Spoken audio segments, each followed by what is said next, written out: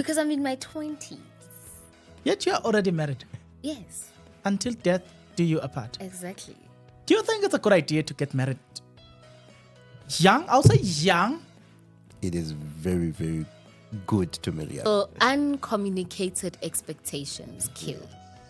What are these imperfections Yeah. that you picked up Okay. after the honeymoon? Social media has given people a facade of what looks like reality. Has the intercourse changed? Sometimes there's a time where we were, after church, I told her, hey, baby, let's go. We need to go and have sex. I mean, I love I love how young people now, or our age mates now, are very open and having conversations about sex. It's not a taboo. When he goes towards the car and then he's like, let's go. Remember, Chinua Achebe said, for the house to be happy, the bed must shake. And then all the guys are like, correct. If I don't like something about a certain sexual position, I would then tell my wife. My wife would tell me, no, not this one, no, this one, yes.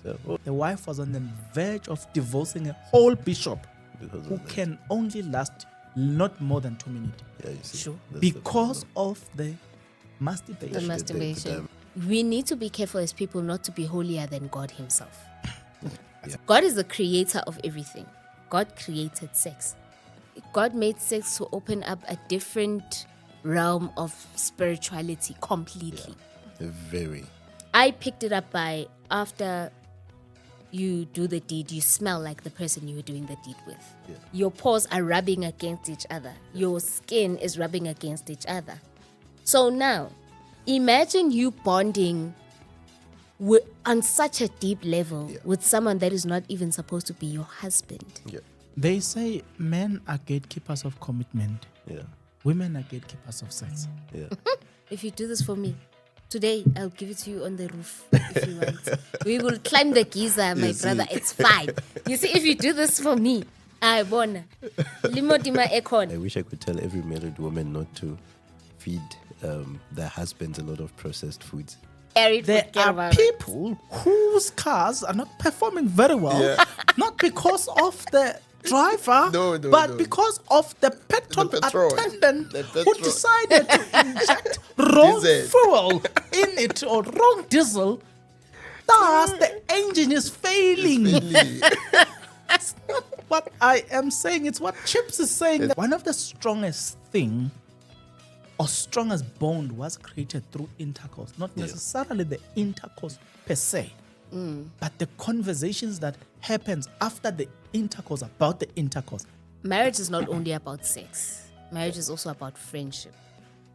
This thing, it's not as old and groggy as how old people would put it. This thing is nice.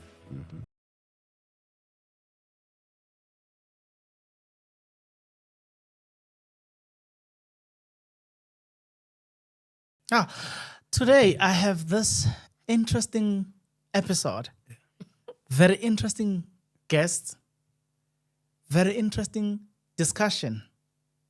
You know, I heard somebody saying, don't get married until you are somewhere between 45 or up. It's what people believe in. However, the couple, far younger than that, decided to tie the knot and decided that until death do them apart. Welcome. Let's start with the men. Chips, are you good? I'm good, Sen. How are you? I'm very good. Yeah, it's very lovely to be here. Sister Dan, are you good? Way younger than 30. I'm good. What's up with the emphasis? Way younger than 30. Because I'm in my 20s. Yet you are already married. Yes, Until death do you apart. exactly. Together, you guys are known as, let's get the surname. Because now, until death do you apart. Konja, what's the surname? It's Mr. and Mrs. Bulaya. The Beliars. The Bulayas. Family. Please the put that Beliars. word. Yeah. Family. Yes, Family, yes. Sister Dan, Yes, sir. why did you marry Uchibut? He's my best friend. But on a more serious notes, I did not want to do this life thing alone. And God gave me a best friend. So to death do me part with my bestie. Chips, why Yes, did you sir. marry Untan? She is very down to earth. She grew up in Makaya, so definitely that's what I was looking at. I needed someone who grew up in Makaya Wow. from a good background, you know what I mean? Someone who's teachable, someone who would listen, someone who is able to understand and also give me knowledge. So, yeah. What do you like about Chips? The stand. Very patient man. Very patient man. He's very calm. Very patient man, very calm. I love the fact that he wants to understand. You don't just come to him and say, "Oh, baby, 1, 2, 3." He's like, "Okay, for us to get to 1, 2, 3, what happened?" So he's a very understanding guy and very funny also, and just has his own way of doing things. So that's why. Brother Chips, Yeah. tell me something. Why did you marry? What's your love? What do you like about her? Everything. That's a general answer, but everything. Everything. Of course, as you go in the marriage, which we'll get into, there's some things you will find out about your partner that you don't like, but you end up loving everything.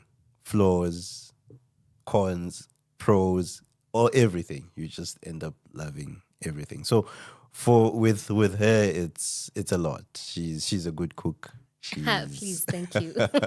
She's a good cook. She's bubbly. I'm calm, reserved. She's bubbly. So that gives us the balance when we are with people. The other thing, we know a lot of people. So when we're out there, it gives that balance, which is very important. Tell me something. When did you guys meet and decide that I'll start with you? Yeah. There was a day in your life Yeah. where you probably met her, Yeah. or you might probably knew her Yeah. somehow. Yeah. That's correct. I'm not talking about you knowing her Yeah. as just members of society. Yeah. But I'm talking about you getting to a point where you say, this is the day where I'm deciding Yeah. to propose an idea of a relationship to this yeah, woman. Yeah. Do you still remember when was it? Even if it's not a day, but do you still remember roughly when was it? I remember it roughly. Men are not good with dates. Yes. Wow. But I'm with you there. I'm with you. Wow. I'm with you. men are not good Wow, with dates. wow. But what I remember is I do hiking as a hobby. So after, we usually go hiking in April in Drakensberg. So after that period, I think it was April, May, then that's when I decided, like, okay, you know what, let me take this further. We initially met, funny enough, we initially met in 2018. Yeah, 2018. 2019. 2019, yeah. First time I saw her, Stasm, she was leading. I was also leading. We met at a Stasm Council. Then from there, it was silence. Then we re-met in 2023. Yes. So that's when, yeah. When did you, there was a day in your life, you were living life, you didn't want to do this life alone. But there was a day in your life where you saw him and you're like, maybe this is my soulmate. When did you realize that, you know what, there's something here? Yeah. Funny enough, I didn't, because from word jump, he was like, I'm actually going to marry you. I'm like, oh, child, no. He was like, no, I'm actually going to marry you. I love you. I'm like, sir, we've heard the I'm going to marry you story so many times. But I believed him the day his dad called my mom. Yeah. That's when I was like, oh, okay, he was serious. That's when I was like, oh, okay, actually you're a man of your word. So that's when I was like, okay, then we can let's see how this eternity thing goes. So that's where for me was the deciding point. I was like, okay, I like you, but now you keep on saying I'm gonna marry you. I'm like, sir, please. And then when I took it seriously when his dad called my mom. That's when I was like, you okay? Now we're moving. So yeah, that's when. Tell me something, Chips. Yes, sir. what are the qualities? I'm not talking about the things that you discovered now that you are in the marriage. When you were out there looking at her and you decide that out of probably in South Africa, you've got around close to 60 million people. Let's assume that let's assume that 40 million are females. I'm just assuming. So out of 40 million women, there was that one thing that stood out from a distance. What was it? I grew up in an extreme background religiously, right? So that sort of shaped what I was looking for. So already I was looking for someone who is deeply rooted. Who is deeply rooted or who takes principles seriously. So that's what attracted me. When I saw her, I'm like, oh, okay, this person does this and this way, this and this way. It aligns with the way I grew up. And many people need to realize that's how people pick partners. Mostly, you need to look at how a person grew up. It's 100%, there's a big chance that that person is going to pick a partner based on certain good triggers that when they were growing up, they remember. It's sort of you're reminiscing your childhood. So you'll pick a partner who would bring up that thing that would reminisce your childhood. So that's what attracted me, the principle. Somewhere, Ntando, you are living your life. And we are assuming here, there are somehow over 20-something million men. And out of all the people in this country, Chiput, what was the reason? I mean, you could have said no, like the other people you rejected, just before you go. There are those that you rejected, you could have said no to him. What was that one thing? All respect. So how we met is a bit. It's there's two sides to the story according to me. I agree. There's always. So and also how courteous he was. So when we arrived, because we were supposed to have lunch at his house, and I went there with a friend. So he offered me alone a bowl of grapes. So for me, and even how he was giving me the bowl, you could tell I even made a comment, I was like, at your house. So that for me was like, oh, okay. That's when I was like, eyebrow. Okay. So that was for me the what I saw, the respect, the kindness as well. He offered me a bowl of grapes. And there were like, what, 6 of us? Roughly 6 of us. And I was the only one that got a bowl of grapes. And his comment was like, no, the others know where staff stay and you have visitors. So for me, the kindness. Yeah. So we can safely say there's a verse somewhere where it says that, I think it's Isaac. It's not Isaac. There's this guy who sold his birthright for a plate of lentils. It's not Jacob. It's the brother of Jacob. Esau. Yes. So, hey, it looks like food does a lot of things. Today people are married because of a bowl of grapes. And I'm telling you, in the past, someone sold the whole birthright for a bowl full of lentils. Now today someone is married because of a bowl full of grapes. So food does a lot of things. Just so you know. But let's move on. Do you think it's a good idea to get married young? I'll say young, subjectively. Okay. I've seen a couple, by the way, marrying at the age of, 19?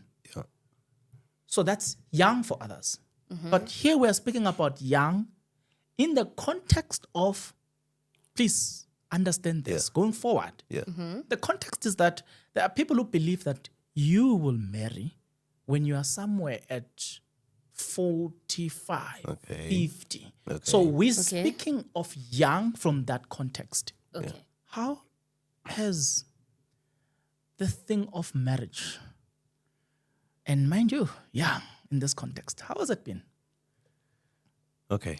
It's been it's nice. Very good. Very good. One thing I need to know to you about marriage is marriage reveals a lot about yourself. Not about your partner. No. About you. So marriage is like a mirror. You will get to know a lot about yourself because you are exposed fully. And many people lose their foot there because your partner is exposing your flaws, you tend to hate them because of that. So yeah.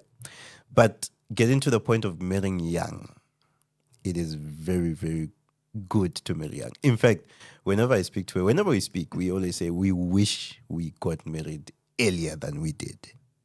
Yeah. Many reasons. We by now would have been far financially. Right? We would have been far financially because when there's a two-income household, things are way easier and faster. Right? We would have been of course, God chooses when a child comes in, but our child would have been older. We would enjoy the fruits of our labor with our child quicker than later. So if I get married at 40, by the time my son is in varsity, I would be 60. You see. So when he's done with varsity, I would have a short period to enjoy the fruits of my labor. But when you do it earlier, there is a longer period that you would get to enjoy the fruits of your labor. You'd even get to see the grandchildren, great-grandchildren. So there is lots of benefits with marrying young. And of course, sexually. Yeah. Wow. Okay. Very unexpected. Something very interesting. Yeah. But that's not where we are. We're not carrying any AK-47s here. I'm telling you. Tell me something. Yeah. Something usually happens when people are about to get married. Yeah. Now, I've heard, done my own research, seen it with my own naked eyes. Yeah. When people are about to get married, often than not, either they are fighting with their own families just before they get married. Yes. Or something tragical is going to happen. Yes. Some will say, I was on a wheelchair. Yeah. On the day. I remember someone telling me that probably 10 days before I was on a wheelchair. Yeah. Somebody said to me, I went blind. Sure. There's like a literal spiritual attack, if you call it that way. Yeah. It happens in different way, shape, or form. It's either your family is not in a line with you. What was that one event prior to your wedding that you feel, hey, we went through a lot? Oh, there was two. So we had families. Okay, I don't know if people know this, but he is Zambian by birth and grew up in Botswana. So obviously we had family coming from all over. Yeah. And one of the things that happened was one of the family members could not make it because of visa and flight issues. Yes. This person has booked way in advance, but towards the day of the wedding, now there were issues arising from all over. Yeah, on the Friday. Actually, because we got married on Sunday. Yeah. So the Friday, this person is then told, you can't come. You can't leave the country because of A, B, C, D, and E. So there was that. And on my part, I got very sick. Yeah. So from the Wednesday of the wedding week, I fell sick.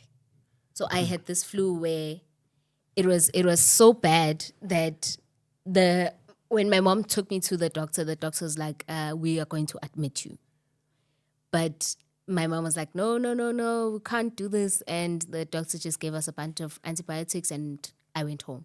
So there was that. I was, even on the day of my wedding, everything is such a blur because I was just not in it. I was high on medication, if I may call it that. So that actually happens day before the wedding and the wedding week, basically. Yeah. there's a lot that goes on during that time. A lot. They were, but I think what's important. I even lost my wedding right there because there was a lot that was going on. What's very important is the family structure around you.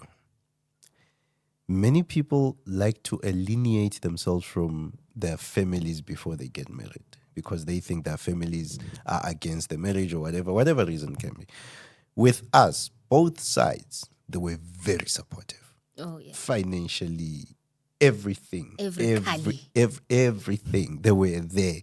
Our parents, both families would even make conference calls towards the date, preparing this. And funny enough, we didn't have any squabbles. We still don't, actually. No squabbles. Till today. Between families, between her and me, no. Everything was just running smooth. Mm-hmm. And it's very important to have even friends, lots of friends coming, supporting. So that would be advice to couples planning to get married. Be close to the people around you. It's very important. You will need that. You won't do it yourself. You can never do it yourself. Yeah. Do you want to say something? Yeah. Actually, with us also, our parents swapped kids. I always put it like that. So I don't have a brother. My mom doesn't have any boy kids. Yeah. So he's the first son my mom has. Yeah. And then with his parents, they've never had a girl child. So I'm the first girl child that they've ever had. So there's that level of love and that level of understanding, because even day before the wedding, his mom called, like, my daughter, how are you? How are you feeling? Are you okay? What is the doctor saying? His dad would call my mom, would call my family to find out how far are we with preparations. And there was a point where my sister was talking to his brother, like, okay, what do we need? What is left? What needs still to be done? Yeah. So by the time we got married, by the time we even arrived at the venue, everything was set. And you then realize that immediately you start alienating yourself and wanting to point fingers to say, yeah, this didn't go good because Bongani said this. It doesn't work, because you then realize that they are also, and they're also equally enjoying the wedding. And also they sprayed me with money. See, your marriage or your wedding was my dream. And I'll tell you why. Oh, nice. It was my dream. I'm actually realizing that basically I've been telling people that the essence of marriage is building a family together while bringing these families which you are coming from together. Together, yes.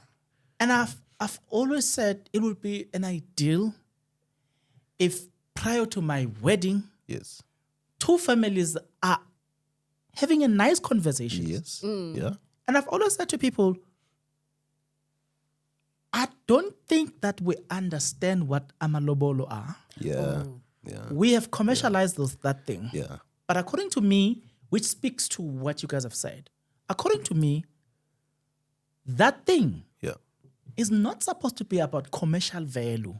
No. But it's supposed to be about building this family together. Yeah. Such that if your mother is sick, she doesn't have to tell you, because I'm probably closer to her. I'm the one who probably can assist her better. Yeah. She will just call me, or your father will call me straight and say, hey, Shazin, this is the situation. Yeah. I will then go solve the situation. Probably, I'm not going to come back home. I will be leaving you at home or in our home. I'll tell you later, you know what? This is what happened. Yeah. This is what I did. Yeah. I'm not coming back home. Where I am, in your family's house, because these people are now my family. Yeah. That's, to me, how marriage should look like. Yes. So you guys are living in my dream. Your dream. We're blessed to actually have that kind of situation. Yeah. Because there was a period where, prior to our lobola, my mom pulled him aside and said, listen, Lana, the whole point is gwaki umdeni. We're not selling a child. Yeah. And when I spoke to his dad was like, there's no amount of money that can buy a wife. Yeah. And so they kind of had a meeting, and my family discussed, this is how much we're going to charge, and this is why we're charging this much. So when they even came to negotiate the lobola, they were told the reason why we're charging this much is because of 1, 2, 3, 4, 5, and 6. Yes. And after everything was done and everyone had left, the money that was collected was given back to my mom to help facilitate the wedding expenses. So it's a matter of having a conversation to say, okay, this is how I would want things to go as the bride, and this is how I would want things to go as the groom. Talking to your families individually and make sure that they actually understand why this must be done this way. Yeah. For example, my extended family is not Sabbath keepers, but because the lobola was discussed on Friday, my uncle made sure by 3:30 everything is done. Yeah. He was like, listen, labantu bagcina Sabbath 4 o'clock latest. Even the tent must be down. 4 o'clock latest, kumele kube kuphele yonke into. Why? There was that understanding and that mutual conversation with, we Sabbath keepers, we can't do it on Saturday, we can only do it on Friday, and these are our reasons. And my family, thank God for them, they respected that. So, yeah. In my journey, my new journey into this marriage conversations, I'm glad I started with you guys. I think God had his plans properly aligned. And the schedule was... Because it's one thing to talk about negative aspect of marriage, but it's another thing to speak about the positive aspect of marriage. Yeah. Oh, yes. Why I'm saying that? For me, I feel this is the conversation that is supposed to be trending. Yeah. Because there's less positivity, but more negativity. Yes. Correct. And what I'm hearing now, it is exactly what families are supposed to be. And it is exactly what we're supposed to do, when we're becoming a family. However, I've got this question for you guys. So now, everything is done, settled. Okay. Now you are married. Yeah. You go into a honeymoon phase. Okay. You now come back and you're living with each other. You're living with each other. Now the reality starts. They often say marriage starts after the wedding. Yeah. Oh, yes. Now that the marriage has begun, now you see the imperfection. Chips, I'll start with you. Now you see the imperfections. Yeah. Hey, you're like, hey, okay, yeah. What made you stay? A lot. I think as you grow older, when you're faced with certain situations, you weigh options. You're like, okay, this outweighs this. This, even though the person has these negative traits, because she has this positive trait, this is the positive trait that will make me stay. This is what I want. Even those negative traits, you can suggest them for points to be worked on. Right. There's a lot that each of us have discovered in each other, about each other, that we're able to tolerate. We're able to tolerate and go through them. So after the honeymoon phase, the transition wasn't that bad. Okay. Yeah. That's when I'll come back to you. It wasn't that bad. Tell me something. After honeymoon, when the marriage began, you see the imperfections. What made you stay? I think our honeymoon phase is not over, according to me. Okay.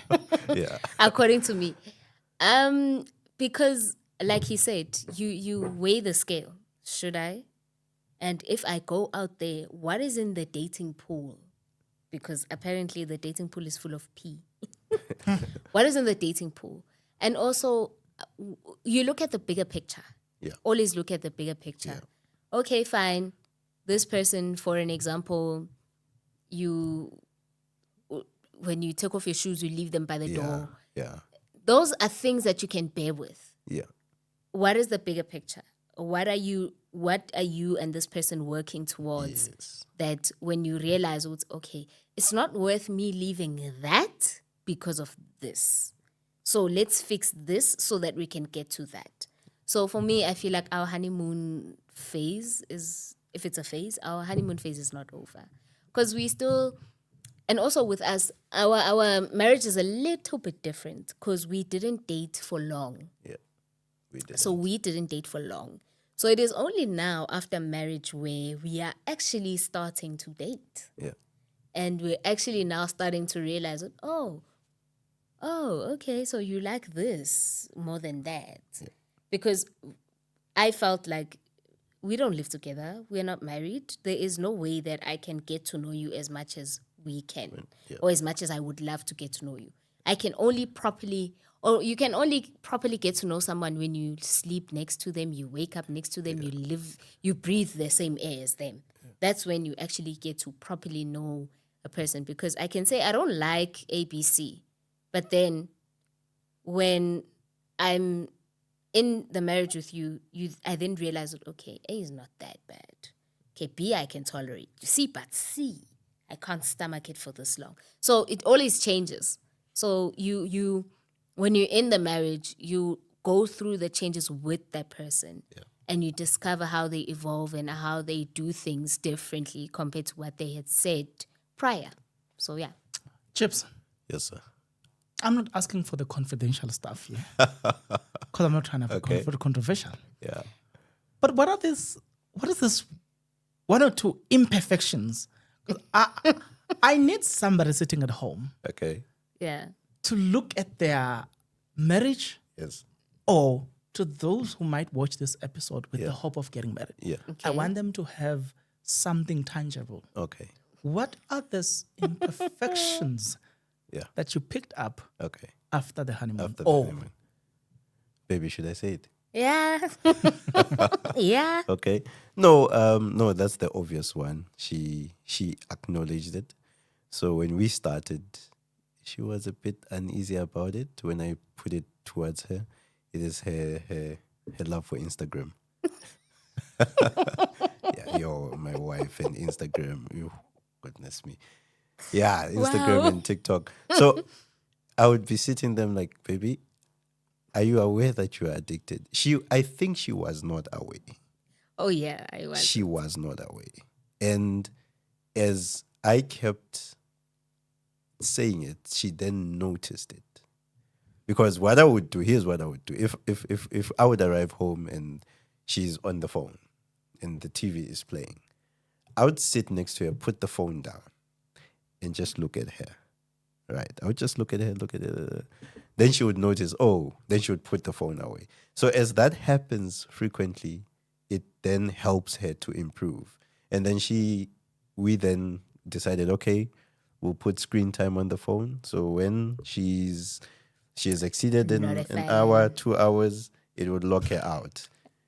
At first, she didn't like it. Then she later on said, no, you know what? Actually, you helped me. So in marriage, you need to notice that your partner will expose you. But when they're trying to correct you, embrace it. Okay. Yeah. He said two. He said two. Two of them. No, I think no. No, the other one. No, my wife talks. My wife talks. My wife talks. Everyone who knows it, they will know that if we are outside after church or if we are somewhere, the conversation will not end. It's not like it's something I didn't like. I found it hard to adjust. Yeah, because I'm a man of short words. So, but as time goes on, I learn to embrace it. Yeah. No, I would like to concur to you guys. I've known her for a while, but I've never had a conversation with her. Yes. It was my first time talking to her today. Today. But I can confirm what he's saying. The talkativeness, that's there. Yeah, so there. I can confirm. What are these imperfections that you picked up after? Oh, he's not a talker. He's not a talker. No. So something would, for example, you guys would have a conversation and you'd come home and say, no, I had a conversation with Bongani. What did he say? Nah, he just said 1, 2, 3. Yeah. And I'm like, that's it? And he's like, yeah, baby, he always says it in Tswana, "Rata dikgang tsa batho." I'm like, no, but you must know what is going on with people. Like, and I always make an example. When someone would commit suicide in front of you and you wouldn't even know what was going on with them to begin with. So and also not only on light matters, he does not, or it's only now that he's starting to adjust to communicating and being exposing how he feels or being vulnerable about how he feels. So prior it was just like, I'm not okay. Why? Nah, I'm just fine. I'm not fine. Now I'm like, no, sir, it does not go like that. You are not fine. What happened? So it's adjusting to that. And also my husband and money. He budgets. Ne? And he budgets to the last cent. Yes. Me, on the other hand, I'm a Corix. Money will come. I'm a Corix. Money will come. Him, on the other hand, no, we must plan. And for me, I think he's learned it to be a little bit easy with money. Because I'm like, no, sir, I cannot be thirsty now and tell me there's water at home. No, I'm thirsty now. So he's adjusting to being a little bit easy with money and change as well. Yeah. And yes, we balance it with the talkative side. We balance each other out perfectly because after church, he will go to the car and I'm chatting up a storm. And then he'll even call, it's time for us to leave. I'm like, yeah, I'm coming, 20 minutes. So until he comes out of the car to come and physically stand and be like, let's go, that's when we will. But yeah, we balance each other out. He doesn't talk, I talk. Okay. He doesn't spend money, I spend money. Tell me something, guys. You've already said that ideally, it would have been nice to marry far earlier than 100%. Yeah. Now, but tell me something. Is this a good idea? I'm going to ask you guys because you're a couple. Yeah. Is this a good idea to be in a relationship and delay the wedding? Okay. Now they even have a word for it. Yeah. There's a word for it. Where we are committed, we are even doing savings together, but no marriage. Ish. Hey. Yeah, there's a word for it. Yeah. Okay. Yeah. Tell me something. Does delaying the actual commitment keeps the love? From what you have observed, now I'm going to tell you why I'm asking this question. I'm asking this question because you are already in this industry. Yeah. You understand? So since you're in the industry of marriage, you then are able to pick up some of the things, probably through observation, through lessons, counseling. If one were to be in a relationship with somebody, but delay, even by agreement, by the way, there are women who says no commitment, no actual written commitment. Yeah. I'm committed to you, you're committed to me. So let's not bother about that. It's verbal. Okay. It's very tricky. You wouldn't want to lengthen your relationship before marriage, like lengthen. We're talking about 10 years, we're talking about 15 years, we're talking about 8 years and all that. Yeah, that's, well, to my understanding. Other people see it differently. The reason why you wouldn't want to do that, it's an easy exit. So, which means if I love my wife, if we are dating as boyfriend and girlfriend, and I love her, and then 3 years down the line, I see that she has a habit that I don't like, I can easily pull out. Right? I can easily pull out and go for other options. I'll pull out 3 years down the line, go for another option. 2 years down the line, that other option I went for is not working out. I go for another option. So already a lot of time is wasted of which a lot could have been done. So there's a lot of factors. There's a lot of factors, but I don't think it's something that's good. Your perspective, please. Yeah. So it depends. it depends on the circumstance. There are people who lengthen the duration of the relationship. Maybe they were high school sweethearts and they were varsity sweethearts. Obviously, there's no money to get married, right? There's circumstance. But I would not, personally, I would not agree to it, simply because for me, what exactly do you want to see that you won't? What exactly do you want to see in a courtship that you don't want to see in marriage? So for me personally, it doesn't make that much sense, because also it is not advised.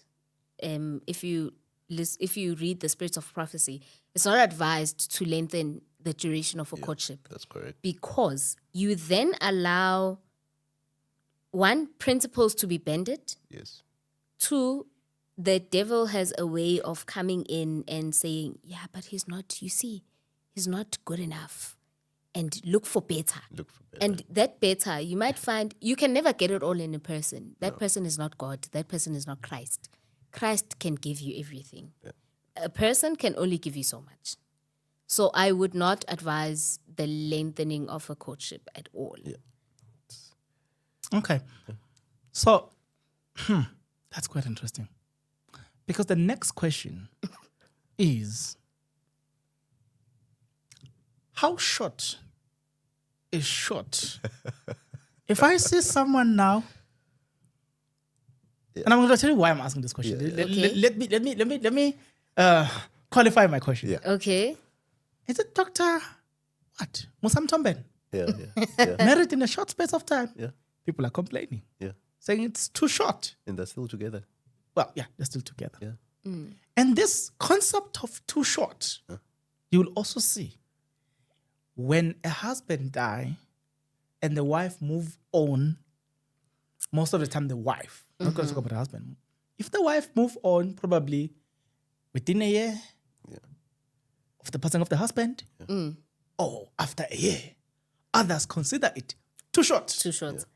Now, this concept of too short, you will see it in the beginning, also if somebody die. Yeah. How short is too short?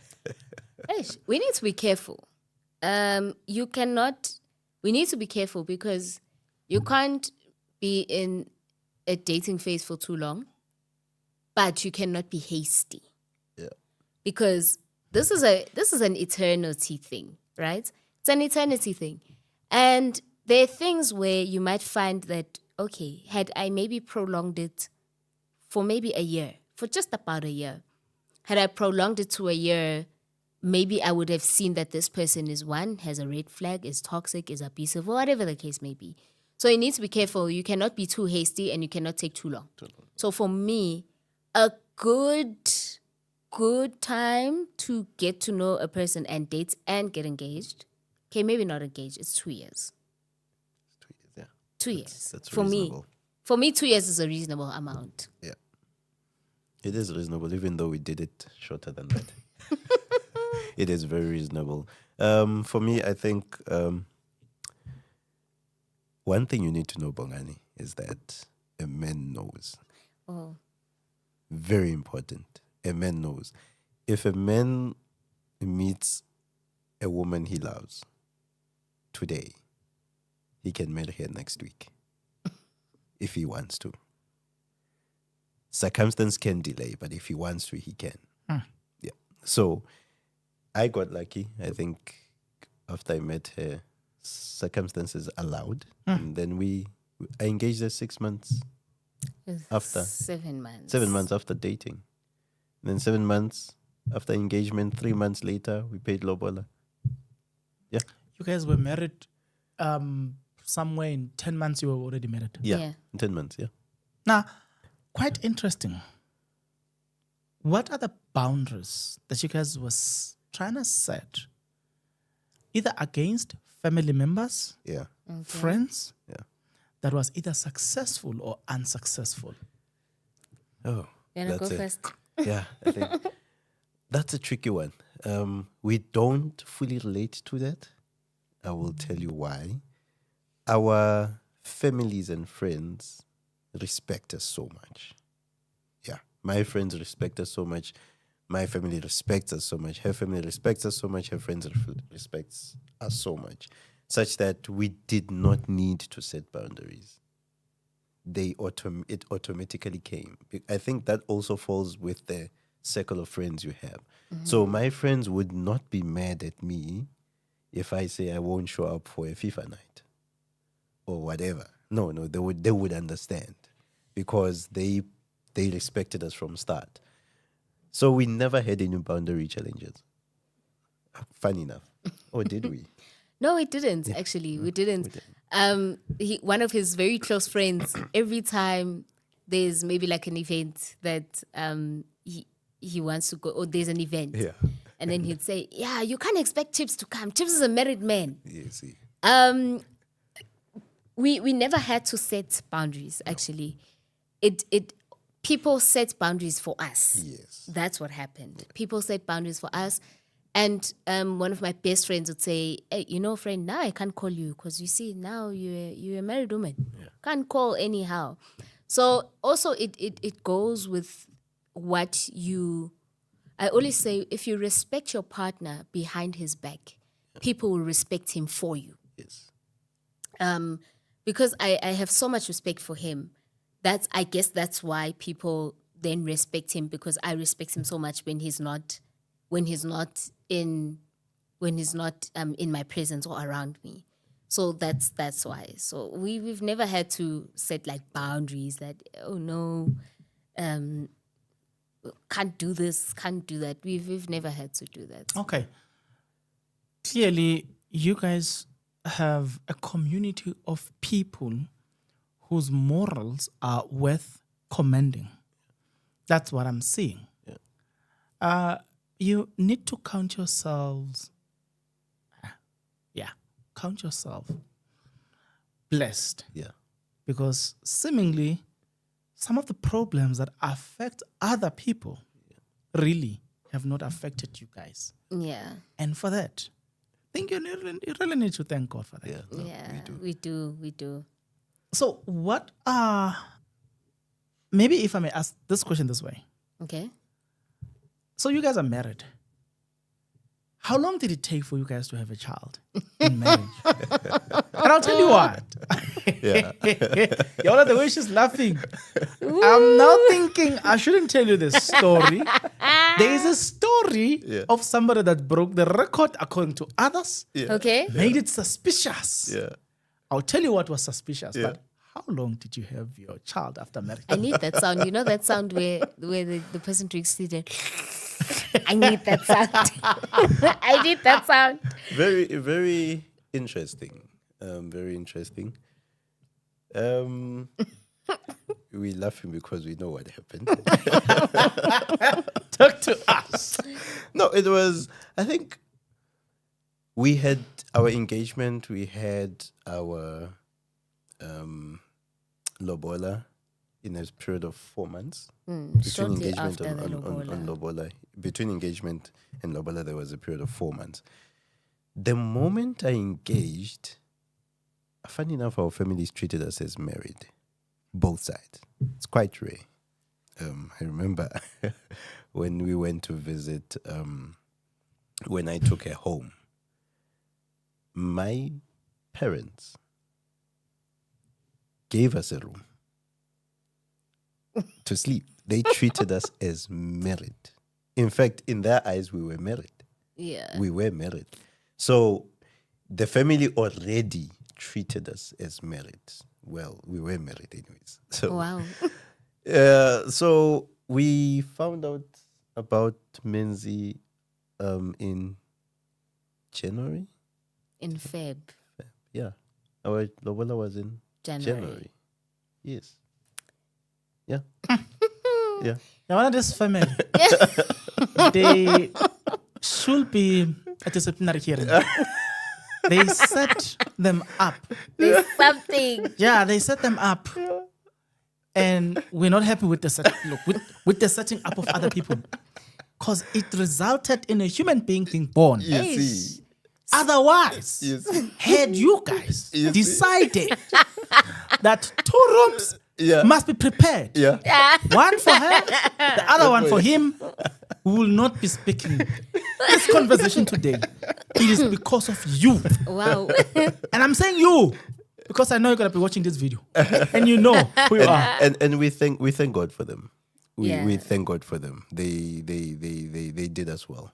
Wow. They did as well. We never thought we would have a child. Oh, yes. We never ever thought we would have a child. So that child came at the right time, came as a blessing. Maybe let's put context. So she will give the context. It's I don't know. Other people look at it as a sensitive issue, but it's not to me because I speak very openly about it. So, you know how the woman structure is? There's fallopian tubes and so I've got one because the other one I had a cyst and it ruptured, so it had to be taken out.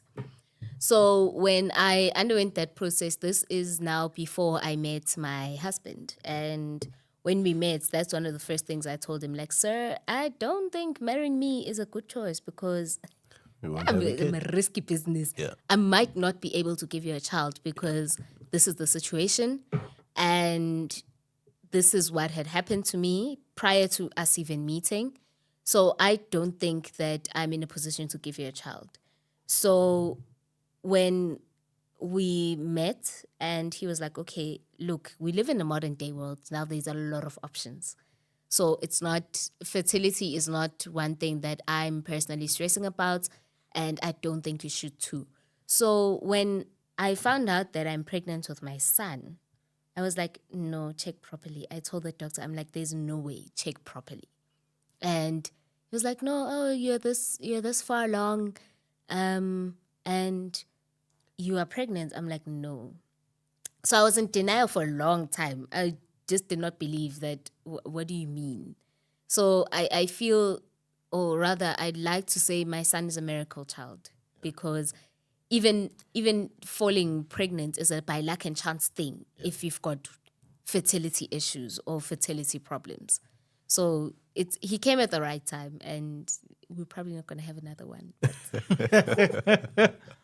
Tell me something. Yeah. Now, okay, first of all, you got married.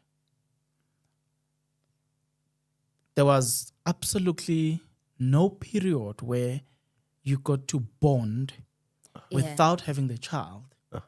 You just have to bond together with the child. Yeah. Yes.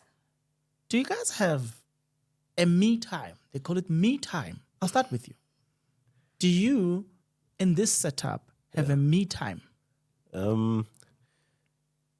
I used to have it, right? Earlier on in the relationship before Menzi, in the marriage before Menzi. When Menzi came, there was a bit of adjustment that had to happen, of course. Yeah, we had to juggle.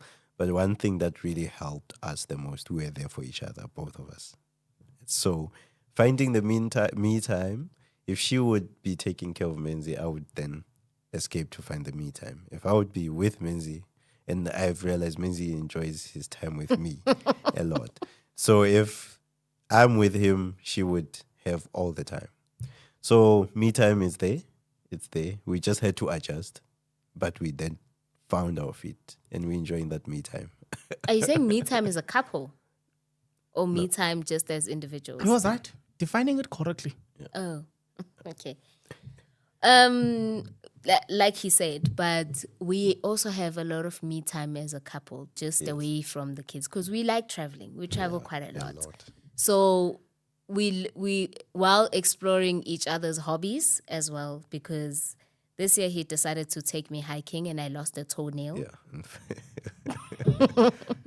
So GPV.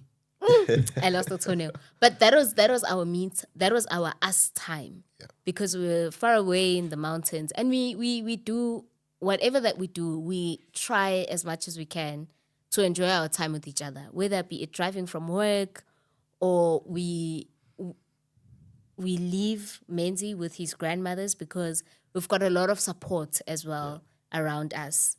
Our friends love taking Menzi. They're like, can we babysit? You guys need to go do something. Please, can we babysit? So we've got a lot of support, and we've got a lot of people that surround us as well, or we surrounded ourselves with amazing, amazing people. So we are then able to leave the baby and we go have our us time alone. And we travel quite a lot. So whenever we travel, we leave the baby with the grandma and we go because, or rather, this has been my view over the time. Menzi is not, or rather, a child is not your marriage. Yeah. A child is an aspect of your marriage. Because that's when you then realize after the kids have all left and the kids have went to university or wherever they have left the home, basically. You guys are so far apart from each other that you cannot, it's difficult to find yourself back or to find your way back to each other. And then you guys just decide, you know what, it's chai. Let's just. So we started viewing Menzi as an aspect of our marriage and not our entire marriage. Yeah. And also he always says, Menzi will grow up and get married and he'll leave you. Yeah. And he'll leave you with me. So we try by all means not to lose touch or not to lose so much touch with each other. Tell me something. What's your take, guys, on shared responsibilities? You know, I'm always concerned Okay. when people out there, they want to tell us how to be men. Yeah. But we don't have a right to tell them how to be women. Okay. Okay. So then it always tempers around shared responsibilities because people will tell you, this is how to be a man. Okay. But when you say, this is how to be a woman, you Don't do that. You and your patriarch. Patriarchy. Did you just said this is how to be a man? But when I said this, now it's patriarchy. wrong. Yeah. You know what I'm saying? I see. What's your take about shared responsibilities? Genesis, help meet. Right? When Adam was in existence, God says, no, this person needs a help meet. So it's help and then it's meet. You guys need to meet at a certain point. So help meet someone who is there to help you. So responsibility, shared responsibilities is very important in a marriage. Very important. I'll give a couple of examples between me and her. Petrol is my responsibility. I just drive the car. She just drives the car. And remember, I have to fill my vehicle, I have to fill her vehicle. So it's twice. It's something I've got to accept. There are certain responsibilities that are hers. So when we share responsibilities, it makes things easier. Life is way easier with shared responsibilities. So if people enter into a marriage or a relationship and one person is bearing 70% of the responsibilities and the other person is bearing 30%, what will happen is when the 70% bearer leaves, it will be hard for this one on 30 to adjust. Yes, it will be very hard to adjust. Very interesting. It will be very hard. So practice sharing responsibilities. Tell me something. Shared responsibility. He said something very interesting. Yeah. So I'm going to come back to you. This other time, I heard a story related by somebody. Yeah. This person, apparently, this guy dates this lady. They meet, they discuss. Okay, let's be in a relationship. So when this guy said, let's be in a relationship, this lady had already planned an international trip. Okay. It's already happening. Yes. So when she tells him about the international trip, the guy's like, oh, congratulations. You're doing well for yourself. Guess what? Like, genuinely so. The guy left it there. Then the lady dumps the guy. Because apparently he's not the right guy. The moment when I say, I'm leaving You should have paid for my ticket. Wow. So she goes as far as saying you should have give me the refund for my ticket. And you know what I'm saying? Yeah. So we're like, how? Woman, what's your responsibility in your life? So uncommunicated expectations kill. It's very important. Uncommunicated expectations kill. I'm not a prophet or an angel or God or whatever entity you believe in, for me to know what you are thinking and what you are expecting me to do without you having to communicate. So if you have not communicated that you are expecting me to do this, I don't know. And if I don't know, I can't act on something I don't know. So, but anyway, shared responsibilities. Yes. They keep you accountable. Because, for example, I do the groceries at home. I do the groceries. Or if I can't physically do the groceries, I send him to do the groceries.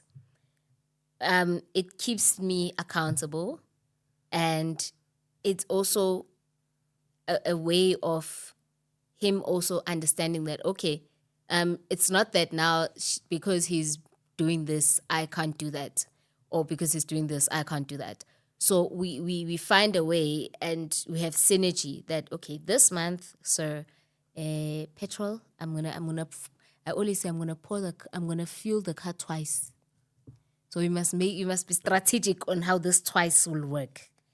So it keeps you accountable and it keeps you responsible as well, because you know that if this is not done, it means this is not going to happen. So yeah, I think shared responsibilities, man, they're good, because anyway, had you been alone, you're still going to do it.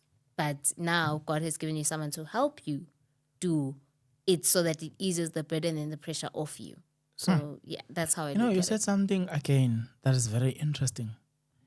It is interesting because the perception of what marriage or companionship is different when you listen to people specifically online describing the ideal husband. I'll give an example about it. There is this idea of princess, queen, where I just drive a car, he does everything.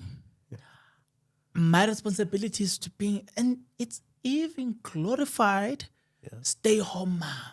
There's a word for it. Even when they say it, stay home wife.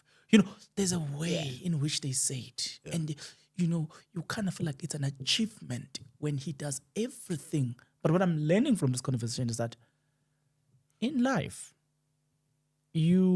for your productivity and companionship's sake, there has to be this somehow shared responsibilities, communicated expectations that can lead to a healthier marriage. Marriage, yes. That's what I'm learning, and that's what I've heard from this conversation.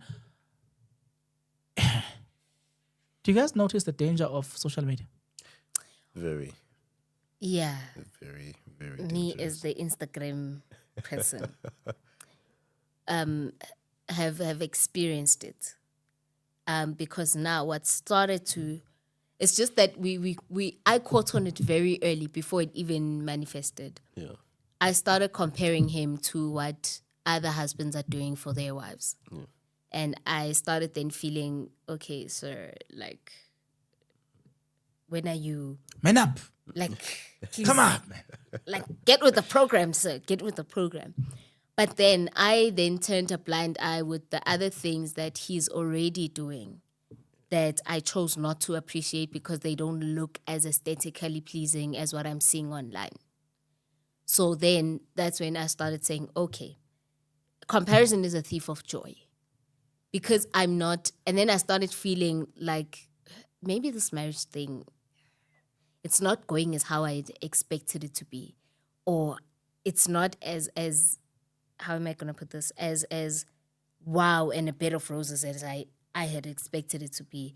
And this is because now I was seeing, okay, Mrs. So-and-so got flowers. Mrs. So-and-so got got a car, Mrs. So-and-so went to Woolies, and Mrs. So-and-so did this, Mrs. So-and-so did that. Me, on the other hand, none of those things are happening. none of those things are happening. Like, get with the program, sir.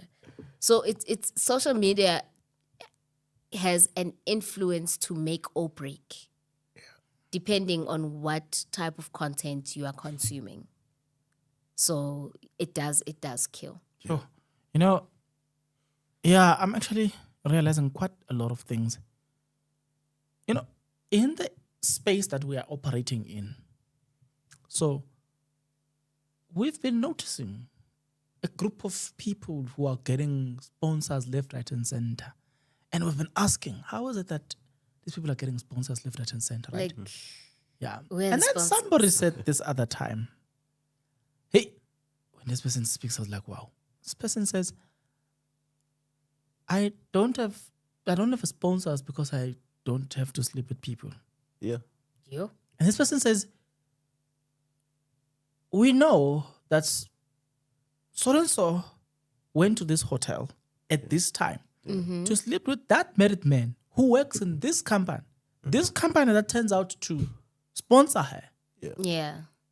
So it then teaches us this lesson that, social media sometimes is the most dangerous thing. It is. Because what we show you on social media, we don't show you the process. Yeah. We show you Yeah. the outcome. Yeah. But the problem also with the outcome is who is funding even the outcome. I'll give you an example. When Michelle Ndamase and Boyd spoke about the girlfriend in look allowance, it took off ever since then. Yeah. It has become one of the most talked about conversations, girlfriend allowance. Yes. Some have taken that to an extent of biblicizing that. Yeah, men must. The Bible says that. I'm like, Indodamas. So this other time I'm sitting, I'm like, you see, social media will make Christians, will turn Christians into unbelievers. True. And people will go to hell while thinking they are still Christians because of social media. Because if you're looking at that and you say, so you are telling me that you talking about a girlfriend allowance, a Christian, a whole Christian, give me my Bible, Holy Bible, to be specific, the one that I'm reading.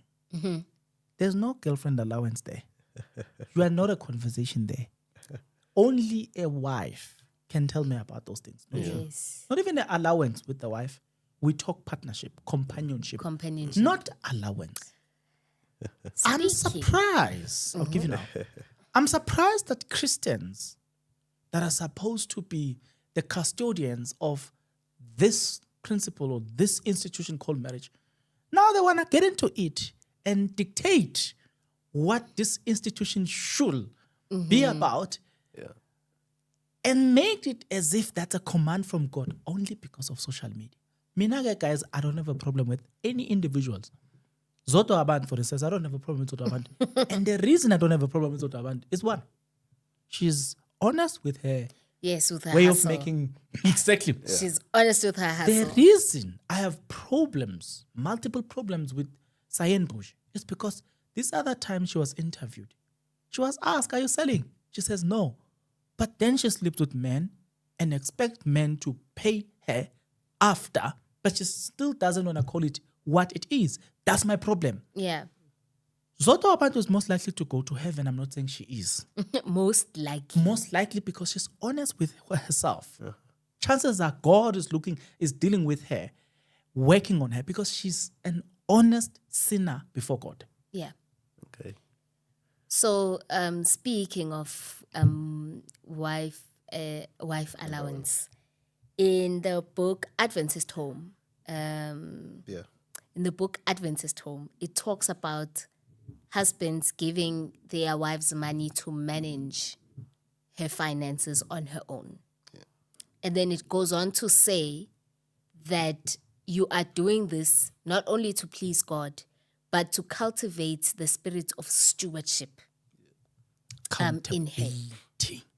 You cultivating the spirit of stewardship. So it is there in Adventist home. I'm just not quite sure of the. Yeah, no, it is there. It's there in Adventist home. So it does talk about a wife allowance, but you see, social media has given people a facade of what looks like reality. Yeah. And it is not. Yes, we are there on the Instagram with filters, and you turn around, it's not as gold as everyone thought it would be.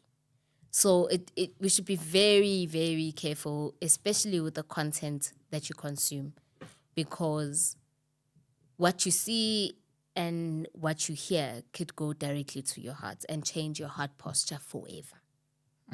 So those are the things you need to be very, very cautious on. Yeah.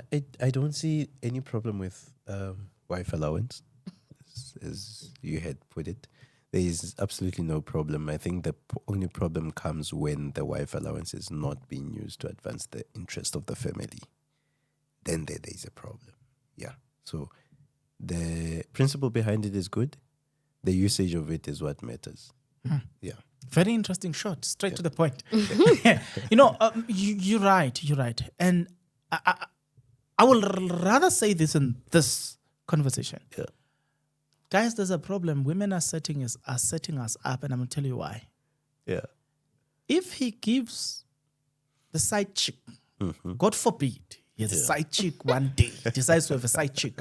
If he does so, the problem is he will do it, die, but after that, the side chick who has a younger child at that time then decide, Chips is dead. Let's go and claim on his provident fund. You see. She's expecting monies to take care of the family going forward. There comes a stranger who will use the law to the best of her advantage. Yeah. And the law currently says, because she has a younger child, mind you, there's a will, there's everything. But this one, who was being supported by Chips on the side, the law will say, she proves that she was dependent on him. Yeah. Plus, she's got a younger son or child. Then, instead of you getting 100,000, they'll be like, she must be given 50K. They can even give her 60K. Yep. Yeah.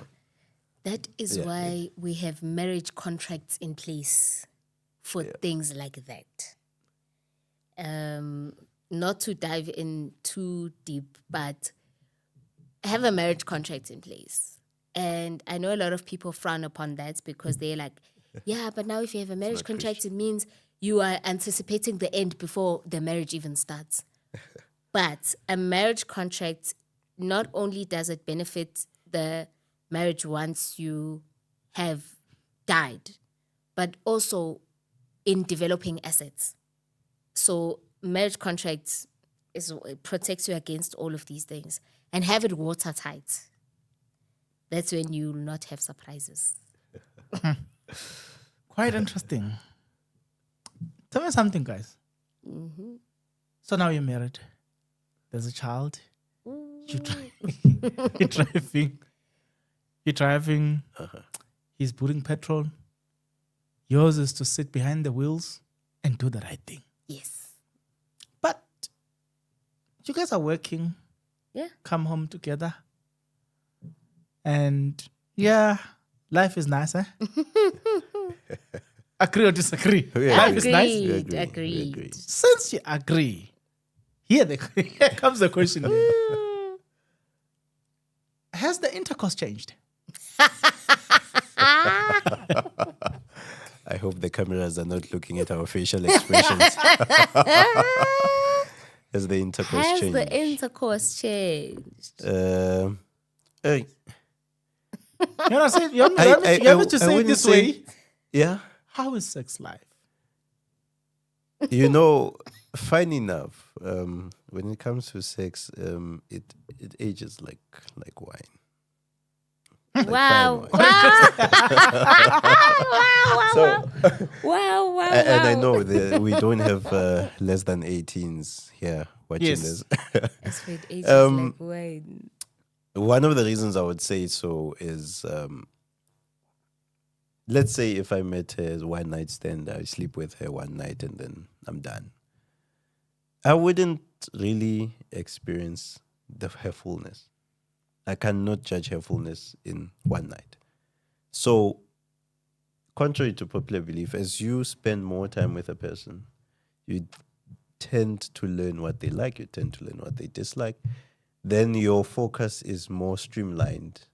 You are more able to please them the longer time you spend with them because you get to know them. So, in our case, I think it's aging. It's aging quite well. And we cannot say no. We are shy to say it. No. We cannot say that we are shy to say it. And at first, when maybe a person may not be comfortable with speaking about these things, but as you grow, even when I'm with my friends at church, we speak about these things. Sometimes there's a time where we were, after church, I told her, hey, baby, let's go. We need to go and have sex. No, he's saying it wrong. I'm saying it right, but I'm paraphrasing it. I actually said that. There is a quote. I actually said that, no, baby, let's go home. The bed needs to shake. Yeah. The bed needs to shake. And I think around marriage, we need to hold sex at a high regard. Oh, yes. My friend would say sex is a form of worship. Yeah, it's a form of worship. It's two people put together by God. And when you do the act, you are actually praising God. You are saying thank you for this gift. Right?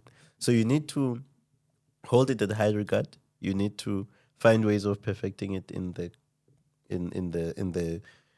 marriage, and you need to enjoy it while you're still young. Because I always tell her that there will be a time where we'll be 60. We wouldn't be able to do those positions that we could do when we could do when we were 20 and 30. But yeah, no, we're free to talk about these. So, all right. So there's a quote, ne? And I don't think... Quite educational. Interesting. I told you guys I'm going to have insightful and educational conversation. Right? There's a quote. I don't think Chinua Achebe knows that he wrote this. I don't think Chinua Achebe knows that he wrote this. So the quote says when the bed does not shake. If you want a happy home, the bed must shake. Something along those lines. Yeah. Okay. So he sent it to me, and I was at work. He's like, he called me. He's like, do you know Chinua Achebe? I'm like, yeah, I think she's an author or something. Yeah. He's like, okay, I'll send you her book. I'm like, oh, okay. Not this man sending me a quote. Like, when for the home to be happy, the bed must shake. No. So when we're in like sex has been interesting, actually. Yeah. It has been interesting because it's only now that you fully get to explore what exactly do you like and what exactly do you not like. What are the gray areas, you see? Yeah. So it ages like fine wine. So it ages like fine wine. When he said that, I saw that you were getting excited. You see. You were getting excited, I could tell. It ages like fine wine. Yeah. So yeah, even I mean, I love I love how young people now or our age mates now are very open and having conversations about sex. It's not a taboo. And having conversations about marriage in general. Because maybe it's because I spend so much time with him and his friends. And the day that he said that in church, everyone screamed, correct! Oh, wait. Let's take it. Yeah. Let's take it slow. Yes. We just heard the day he said that in court. Everybody screams, correct. Yeah. Wait. Take us back a bit. What happened? Who said what when? What was the occasion? So it was after church. So we had So after church, we have something called potluck. So the youth, we all sit and we eat together and we just have we have conversations. Yeah. So when we're leaving, obviously we're still standing outside, literally the only ones there chatting up at Storm. And then he's like, let's go. I'm like, hey, wait, like we're still talking. It's like, no, let's go. And then when he goes towards the car and then he's like, let's go. And remember, Chinua Achebe said, for the house to be happy, the bed must shake. And then all the guys are like, correct. You know, Bongani, my grandfather is 103 years now. He's still alive. He is one of the most naughtiest older person I know. You know, from childhood, he would tell us stories of how he met this girl and all. He's a grandfather, you know? And it then opened up my mind. To my son, I will be having these conversations. You know, you need... conversations around sex don't need to be a taboo. You talk about them freely. And people know me. Those who know me and my friends, I can go on my status and post the cake and say, no, this cake is nice, but it's not as nice as my wife. You know? I would freely talk about these things. And it's very essential to freely talk about these things. Talk to people about them. Don't treat it as taboo, because let me tell you why. Listen to this carefully.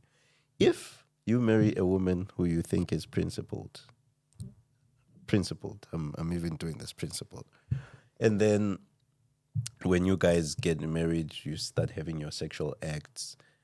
As time goes on, she won't be open to you because you have never made the topic of sex comfortable for both of you to speak about. So even if she doesn't like certain things, she won't say it because she's not used to that type of communication. So the earlier couples learn to talk about this, the better their sexual life. You see, so it'll be way much better. So if I don't like something about a certain sexual position, I would then tell my wife. My wife would tell me, no, baby, no, not this one, no, this one, yes. Oh no, baby, let's try this. We even get some stuff that would help us know things better, you know. If it means reading a book, read a book. That would tell you, no, this is how you should treat your wife. Read a book. I mean, Songs of Solomon is there. It says... very romantic book. There's the verse that says, no, the wife's head... I'm just paraphrasing it, but the wife's head should be below your hands. That's a sexual position, you know? And... So you need to talk about these things. And when you talk about them, it becomes more open in a marriage. And that's what kills marriages. People don't talk about it. It becomes sedentary. It becomes something that you just, you know, make it fun. Yeah. So, you know, sorry. Back in the days, I used to have these conversations in one of my earliest days on YouTube. Yeah. So I'm so relieved to talk to people who are married. Yeah. Who are having this conversation with me openly. Yeah. Because guess what? Back in the days, I used to be told, this conversation must not be had. Yeah. Do you know? Because I once came across a couple somewhere in Joburg. The husband, he is a bishop from a specific church. Sure. Has been masturbating far too long that the wife was on, when I met her, the wife was on the verge of divorcing a whole bishop who can only last not more than 2 minutes. Yeah, you see. Sure. Because of the masturbation. The masturbation. And people don't want to talk about it. And I even had to ask people, do you know that the Bible has a whole conversation on this subject, starting from Genesis, where a man was hungry enough that he even went and had to buy prostitute. You see. The Bible addressed the hunger. The Bible, but we, out of everything in the Bible, we are deliberately saying, this one, it's not on our menu. The Bible put it on the menu. Yes. There was, for me, having a conversation about sex has been an adjustment. Yeah. Okay. Because I come from an Islamic background. Yeah. My mom is staunch Muslim. Till today, she practices Islam. these things in that community are not being spoken about at all. So for me, it was quite an adjustment. And when I met my husband, he then said to me, you need to be comfortable with having these conversations because I need to know how to best serve you. Yeah. And you need to know how to best serve me. Yeah. And I was like, no, but God. And he was like, you see, the thing is that we need to be careful as people not to be holier than God himself. That's interesting. You need to be careful. God is the creator of everything. God created sex. Yep. And he created sex within the boundaries and the institution of marriage. True. Yes. Say that again. So God created sex within the institution and boundaries of marriage. Yes. Yes, because sin happens and you explore and your fleshly self does not want to die, you then do it outside of the confines of marriage. But you then, or it is now that I'm married and I'm having sex when I'm married, do I then understand why God said it must be had within the confines of marriage? Yeah. Because you bond with these things. Yeah, you do. You bond and you exchange things. And God made sex to open up a different realm of spirituality completely. Yeah. Very. And you just see, I picked it up by after you do the deed, you smell like the person you were doing the deed with. Yeah. Oh, yes. You smell like them. Oh, snap. Because I don't know if I can go into detail, because even with your paws, you are against each other. Yeah. Your paws are rubbing against each other. Yeah. Your skin is rubbing against each other. So now, imagine you bonding on such a deep level with someone that is not even supposed to be your husband. Yeah. Catch my drift? Yes. So it becomes you understand it when you have it in the bonds of marriage, why God said this specifically must be within the confines of marriage. Because you bond with this person on a different level. You can talk all you want, you can have dates all you want, but you see immediately you start doing the deed, you bond on a separate level. So for us, it's been an interesting journey for me because I also used to be like, don't hold my hand in public, please don't hug me, why are you doing this? Like, we're in public. With him, he's like, now that I'm married, I will do it even in church. They will not, even in church. Yeah. So it's an adjustment. But also what I'd like to plead, especially with men, as women mature, sexually we mature later than men, according to my observation. I could be wrong. Yeah. We mature later than men. So extend grace to your partner. She's probably she's done it and then abstained for a very long time. So the body kind of forgot how things work. So you need to be a bit more patient and ease her into having these conversations. Yeah. You see, ease her into, look, it's not because with us girls that are raised, you are told your sex is filthy. Sex is bad.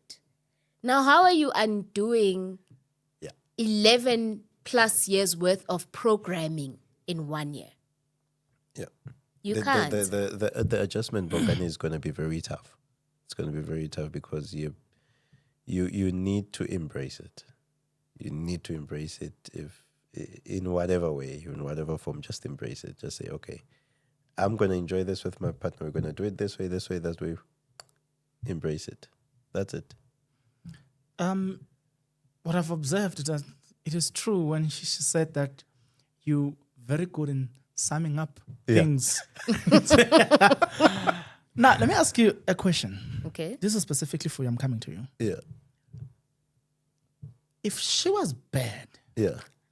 on the bed, will you address that and say, my wife, you know what? I'm not saying you will say the way I said, but Yeah. will you say to her, hey, can you suck in the bedroom? I wouldn't say it that way, but I would definitely air it out. When I met her, she asked me, "What is your love language?" I'm like, "No, it's sex." and you know, I remember back in varsity we had a conversation with the other guys at church. We're like, hey, guys, do you know actually one of the main reasons why we get married is for us to have sex? Because I mean, you can do financial planning with a financial advisor, you can hire a chef to cook for you, but sex is one of the few things that are put for the couple. So if she is not good in bed, I would address it, because I know if I don't address it, something's going to happen. She might go outside. I might go outside seeking for greener pastures. So you need to address it, make it fun within your own space. Make it fun. If you don't,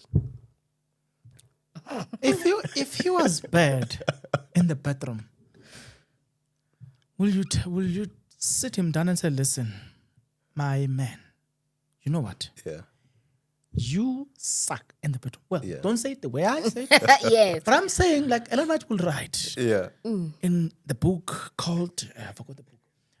She writes and says, my brother, Yeah. you do not know how to play with the organs of a woman. It's counsels on sexual, what? Counsels on sexual behavior We'll look that up. and temperance. Yeah, Yes. we'll look that up. She wrote to a specific person and Yes. said, you do not know how to play with the organs of a woman. That's why you are divorced and you don't deserve the next person. Okay, Mother White. Listen. Okay, Mother White. We'll see. Listen. So if he was bad, Yeah. will you address it? I'm very big on communication. I'm very big on communication and comprehension and understanding. Because I can communicate, but do you understand? Do you comprehend what I'm saying?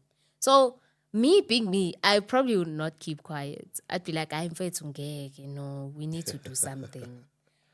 As Need to like, go to the clinic. let's go look for help but I would do it in a way that does not emasculate him.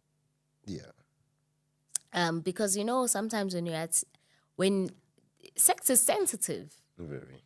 it's a sensitive matter, and one wrong word that you put in a sentence can emasculate the person completely. Yeah.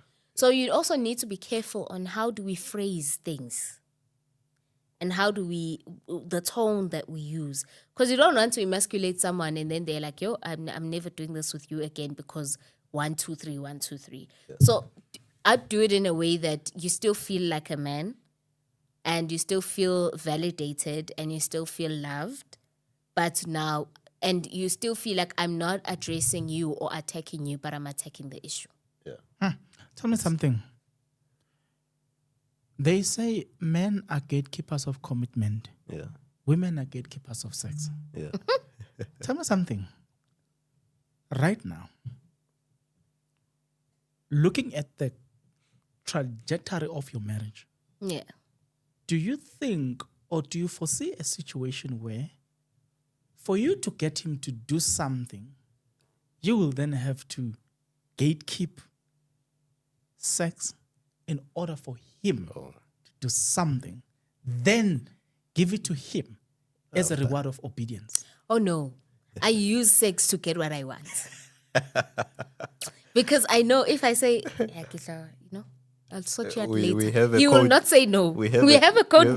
We have a code that we use. We in Tswana, I grew up speaking Tswana, so we would say no, rabereka, which is we will work. Yeah, we are working. So if she would say no, baby, then this, otherwise haraberek. She would say no, do this. Otherwise, we're not working. If I would translate it, but I would. It's not advisable. Okay. It's not advisable. Yeah, it's not advisable really. I think the biggest problem is women and men don't understand each other sexually. Oh yeah. Women are there for connection, right? And men are there also for connection, but not majority of it. They're mainly there for pleasure and validation. So that's why a man can sleep with 100 women and brag about it. But a woman cannot sleep with 100 men and brag about it. Because with men, it's I can do it, validates him. So when a woman uses sex as a bargain, it then makes the guy ask himself questions whereby, okay, is my sex not that good? Is it being used as a reward? Like, no, let me just give you, just as an act of duty. No, it's not supposed to be like that. Sex should be looked forward to by both. Yeah. By both sides. It's not a one-sided affair. So both sides need to look forward to it and like, okay, tonight, sometimes when I feel no tune I'm at work, I just take my phone and send her something that would, and then I tell you, hey, when you get home. Yes. So it should be something we should both look forward to. Also, not a trade. Yeah. Also, you never want to make someone feel that you are just doing it so that you can keep me quiet. Yeah. You are not in it because you really want to do it, but uyenza nje because, you see. So for me personally, I use it as if you do this for me today, I'll give it to you on the roof if you want. We will climb the geyser, my brother. It's fine. You see, if you do this for me, I bona limodima ekon. So for us, it has. He has, to be honest, he has made it comfortable for me. Yes. He has made it okay to talk about. He has made it comfortable, and he has allowed me to also embrace it. Okay, so this is like a married people thing, so you can actually do it freely now that you're married.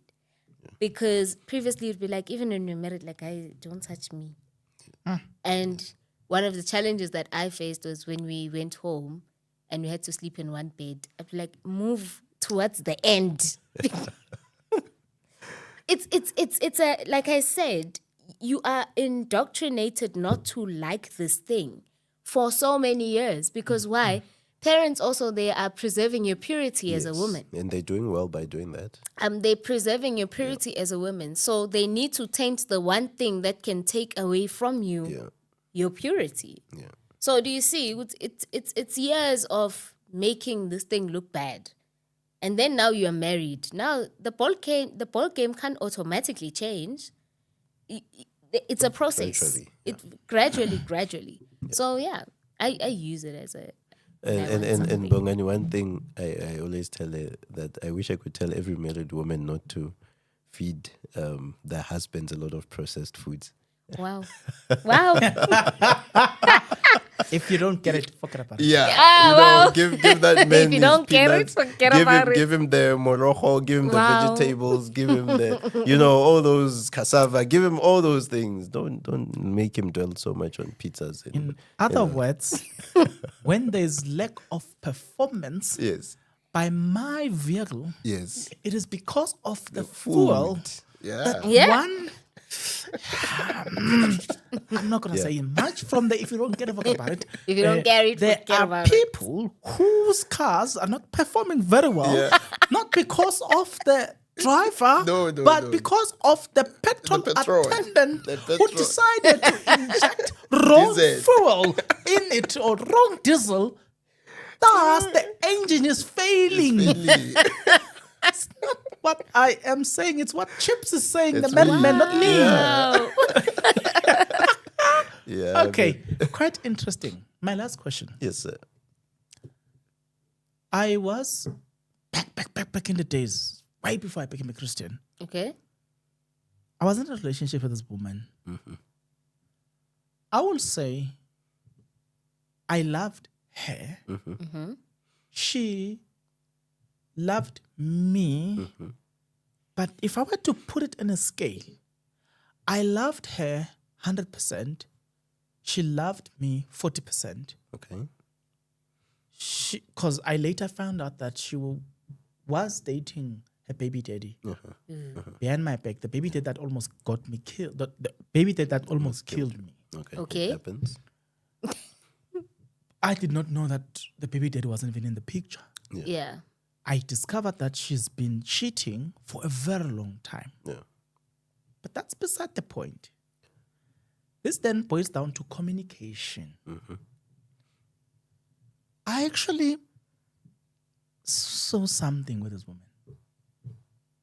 We will communicate after the deeds. Yeah. She will tell me, today, I gave you 6. Yeah. Then I'll ask the reasons why. Yeah. Okay. She'll tell me the reasons. I know. The reason is 1, 2, 3. I didn't even have to ask. Every time when the game is over, she will rate me. Score. Yeah. Like, I didn't even have to ask. Yeah. She just rate me and tell me, today, I'm giving 11 out of 10. Yeah. You know, it didn't break me when I got 6 because I knew if I got 9, I would also be told today it's 9 out of 10. Yeah. What I actually realized that it was doing to me, it built this strong connection that even the day when I wanted to break up with her after discovering all of these things that she's been cheating, do you know it was so difficult that I remember we used to work for the same company. So I remember I wrote the message on the phone, the breakup message. I look at them leaving the company. I'm looking at them walking. When she was at a distance, then I send the message. The regret after you saw that notification that says send. Send. Yeah. And I'm looking at her and I saw her reading the message. Yeah. The Yo. regret. In those days, you couldn't delete WhatsApp message. It was the actual message, not even WhatsApp. Yeah. Wow. SMS. SMS. So I broke up with her over the phone because I couldn't. It was so difficult. I loved her to that extent. Yeah. And she reads the message. She's like, it's fine. She goes home. I'm fighting. I don't communicate with her a week. Second week. Third week, she calls me and says, are you serious? I'm like, yeah. Like, She's like, I'm a man. Yeah. Phela wena, you have dumped me and came back. You've done it multiple times. Yeah. yo. So you will come back. I'm like, okay. Weeks pass by. She calls me back 2 months later. She's like, oh, are you serious? I'm like, yeah. Yeah. That's when it clicked. That month, this woman, then she went crazy now. Now she started begging me. Sure. Not that I don't want her, but it was a principled decision that I have to take. But one of the strongest thing or strongest bond was created through intercourse, not necessarily the intercourse per se, but the conversations that happens after the intercourse, about the intercourse. I don't know if you hear that. Yeah. It strengthened our relationship that even if she was to tell me that today I'm giving you 2 out of 10, it wouldn't bruise my ego. Yo. 0. Because I knew it came from a good heart. Yeah. It was never used or weaponized. Yeah. So, as I conclude, how do you guys use this holy thing that was meant for married people? Yeah. How do you use it to strengthen the marriage further? Not just it being about pleasure, Yeah. but rather it being about strengthening the bond. Yeah. How do you guys use it for that purpose? It's a tough question. But yeah, it has to be answered. You know, back in the days, what I would see is when a couple is about to get married, they would take the man to the men and they would talk to him about sex, you know, teaching him. They would call him teaching him. And then they'll take the woman and take her there and teach her about it. But for us, apart from pleasure, I think I find joy in educating people about sex as a couple. I would really love when a couple is newly married to come to us and then we talk to them and tell them, okay, this is what, because we've experienced it, we've learned a lot about it. So that's what, so to answer your question, I would say outside of seeing sex as pleasure, to make it more holy, I think it's spreading the word on how beneficial the exercise is. Yeah. Okay. I'll take a different approach. So marriage is not only about sex. Marriage is also about friendship. So you need to build friendship outside of sex, because it cannot be that when you take away sex, the marriage is shaky. So build friendships, find things to bond over, and then add sex to one of the things you bond over. Yeah. So build companionship, build friendship, build trust, and above everything, put God in your marriage.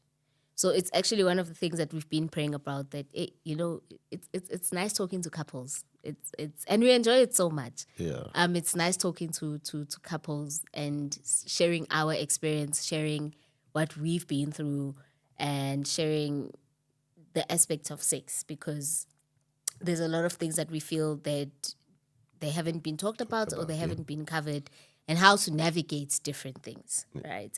So it's like, we always say that, when a couple gets married, they must come to us. We'll school them. Not school them per se, but just to have a conversation with them on a peer level. Yeah. This thing, it's not as old and groggy as how old people would put it. This thing is nice. Mm-hmm.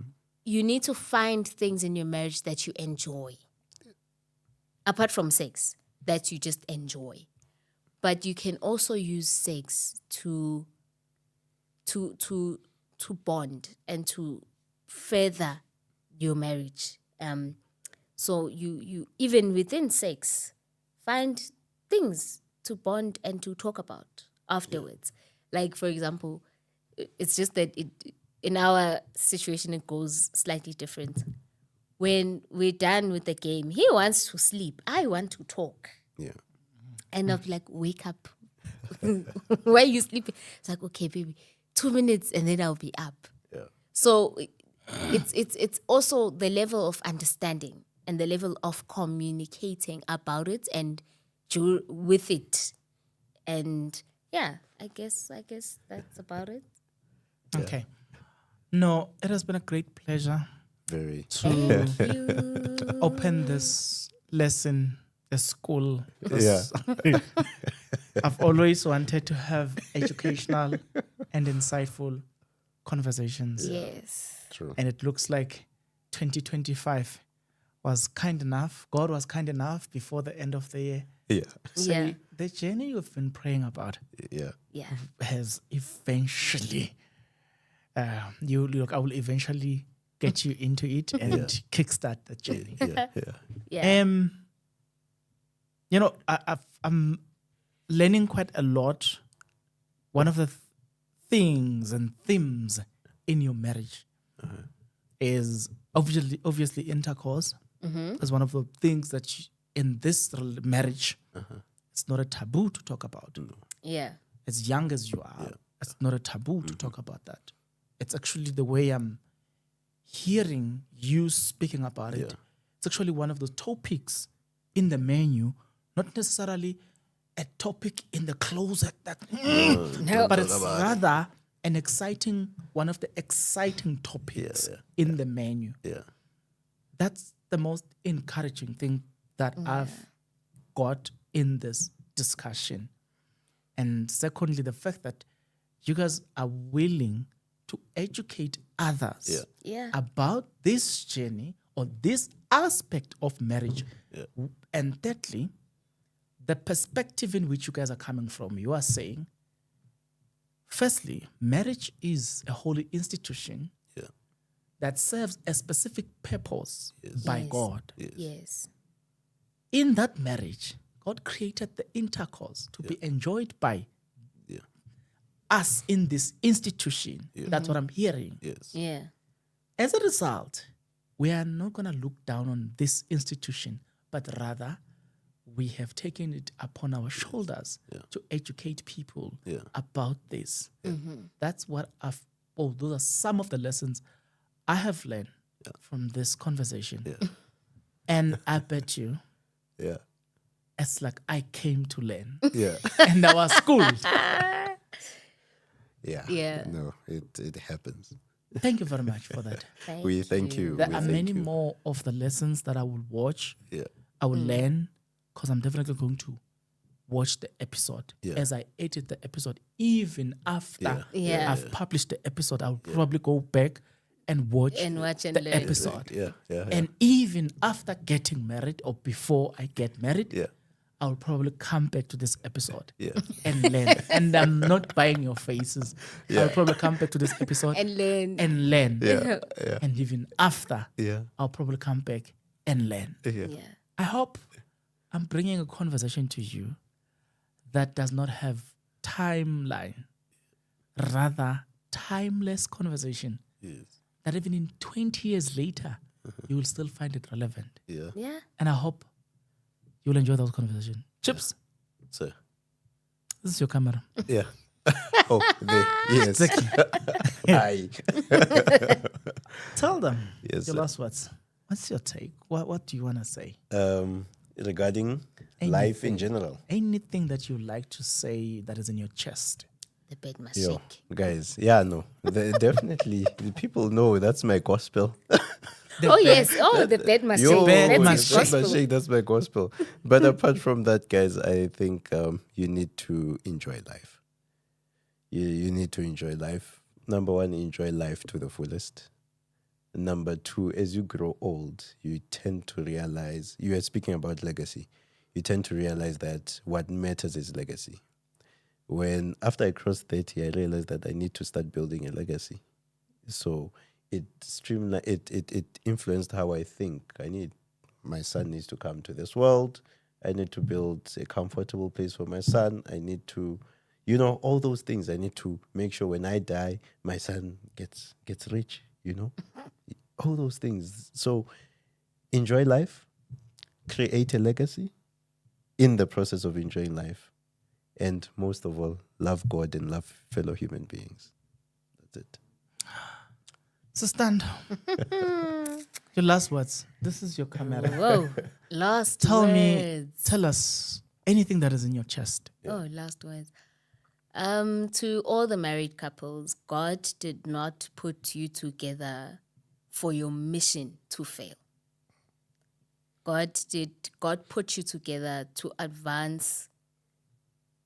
God put you together for a specific purpose and for a specific mission that you need, that could have never worked had the both of you been with other people. Okay. So he put you together so that this mission that he wants to be fulfilled happens through you, right? And mind the beauty of your family, preserve the beauty of your family. One of my favorite stories in the Bible is the one of Sarah and Abraham and King Abimelech, where Sarah was so beautiful that they needed to manage her beauty. They needed to manage her beauty. And when Abimelech, the king, saw her, he wanted to marry her instantly. And Abimelech came to God, went to Abimelech in a dream and said, "I will kill you because you have married you have married the wife of a prophet."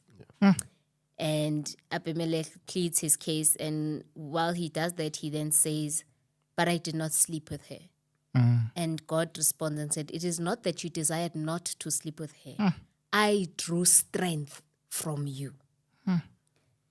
May God draw strength from you. May God draw strength away from you so that you do not kill your marriage before it even starts. May God draw strength from you when you want to perform less than what he has put in your mind and less than what he has put in your heart. And above everything, may you manage the beauty of your family. And may God help you in your ministry and in your divine assignment on this earth. And that's about it. Something you said. I thought we were closing. Let's reopen. It's fine. No, for 5 minutes. There's something very interesting that I can't let you go. You explore the issue of managing Sarah's beauty. Yes. To an extent that a king doesn't even care about her characteristics, her character. All that he sees is the beauty. Yeah. Then goes in and decide that and they are marrying you because you are beautiful. But the interesting part in that, in everything that you said, is when you speak about the fact that God throwing a strength, something like that. Yeah. Can you elaborate just that part? Hey. So if you look at the story, properly, the only thing Abimelech asked was, who is he to you? And okay, let me draw context. So when Abraham pleaded with Sarah to say, when we go in a place that we don't know the people, say I am your brother and you are my sister. So that he doesn't get killed. So that he does not get killed. Because he acknowledged that umuhle. So because you're so beautiful, you're going to get me killed. So in order for you to preserve my life, say that I am your brother and you are my sister. Abimelech asked, who is he to you? Who is she to you? That's it. Did not care whether she's a good person, whether she's a bad person, did not care. That's all. And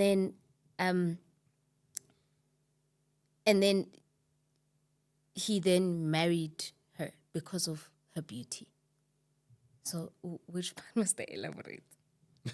Okay, so he wanted to marry her. He wanted to marry her. Then, after he had married her, he did not consummate the marriage because he slept. After the festivities, he slept. And then after sleeping, God came to him in a dream. And he says, I will kill you. And he's like, what did I do? You have married the wife of a servant of mine. And then Abimelech negotiates with God and he says, but I did not sleep with her. And then God then says, it is not that you desired not to sleep with her. It is I that drew strength from you. In other words, I withheld the energy that you were going to use to perform. I took away the energy from you so that you do not consummate with another person's wife. So that, in other words, or rather, if I was writing the Bible, I would have said so that you don't sin against God. So, when I say may God draw strength from you, I mean may God not give you the energy. Let's rather use this word. May God withheld the strength. Because the word, the English you are using, it's the original English. Yes. That the reason I said let's go back is because I understand some people will miss this part. Oh, yeah. Because of the type of English you are using. Let's rather use the current English. Yes. So the may current God withhold. Yes. The current English strength. would say may God withhold the strength from you to perform less than what he has blessed you with. May God withhold the strength from you to sabotage your own marriage or your own relationships or your own life. And may God give you the power, and may God give you the power to glorify him, and may God also withdraw from you the strength to make yourself less beautiful than what he has designed you to be. So, yeah. Interestingly, if you want to be part of this conversation, send me an email with everything that you would like to participate. In that email, explain everything and leave your WhatsApp. I'm going to leave it on the screen. Yeah. Yes. What I learned today, especially the last part, is that you can play, but try and play far from married women, married men. You know, there's a guy that I know who said this other time, not long ago, I think around 2023, if not early 2024. He once said to me, I can play. I know I like sleeping around. Sure. But I do not touch a married woman. Never. He's like, I can play with anything, but not a married woman. That's not my playground. You become a prayer point to the married man, not because of the married man. Besides, you know what I'm actually realizing? Yeah. In everything, the story that you have just illustrated now or narrated, did you notice that it's not Abraham who was actively fighting this man, but it is God himself. Just think about it. Yeah, it is. In all of this, it's not the man who's... And don't look at Abraham because his faith is against a king here who can just command soldiers to kill him. Don't look at him then. Look at God, who's the owner of the institution called marriage. Yeah. Acting immediately against this king. So it tells me the danger of playing around married men and married women. It has been made fun on social media. People are sustaining their lives with married men. But what if we are actually sabotaging your life by dating married men? What if you are actually sabotaging your life by dating married women? Because there are people who are actually targeting married women because they know that married women are dissatisfied with some things in their house. So they just go there and, cool down their head, then go back into their marriage. So they kind of become like a place where you cool down and then you go. But the danger of it is that you can complicate your life in a manner that, or in ways that you are not even aware of. I think that's the lesson. If I were to take a snippet on this, it will also be around the fact that you don't want to play around married people. Don't want to do that. Lest the God of Abraham. I just want to end there, and that's a lesson that I think you should just digest at home. Don't play around married people. Although people are making it a fun thing. People are funding their lifestyles. Yeah. Do it at your own peril.